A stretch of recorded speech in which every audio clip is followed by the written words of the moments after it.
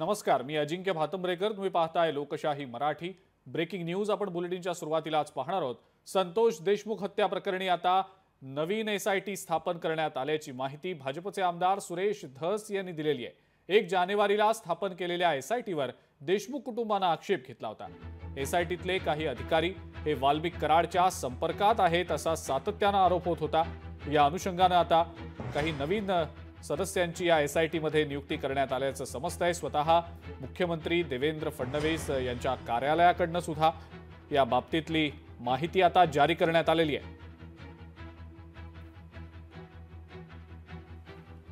संतोष देशमुख यांच्या कुटुंबियांनी ऑब्जेक्शन घेतलं होतं की याच्यामधले काही लोक ज्यांचे डायरेक्ट वाल्मिक कराड यांच्याबरोबर फोटो आहेत, धनंजय मुंडे यांच्या विजयोत्सव जो मिरवणुकीचा होता त्याच्यामध्ये सुद्धा यातले काही पोलीस अधिकारी कर्मचारी होते. यांची एसआयटी जी स्थापन झाली होती त्या कर्मचाऱ्यांबद्दल ऑब्जेक्शन हे संतोष देशमुख यांच्या कुटुंबियांनी घेतलं होतं. माननीय मुख्यमंत्र्यांकडे त्यांनी तशा प्रकारची मागणी केली होती आणि यास्तव माननीय मुख्यमंत्र्यांनी आदेशित केलं होतं की जर कुटुंबाचं ऑब्जेक्शन असेल तर ही एसआयटी बदला.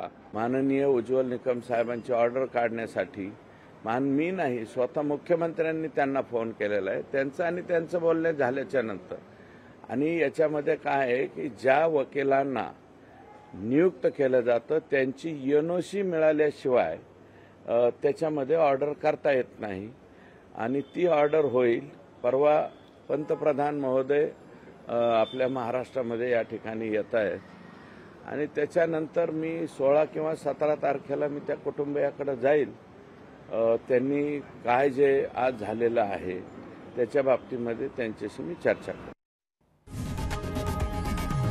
लोकशाही मराठी ऐका, पहा, जागरूक रहा.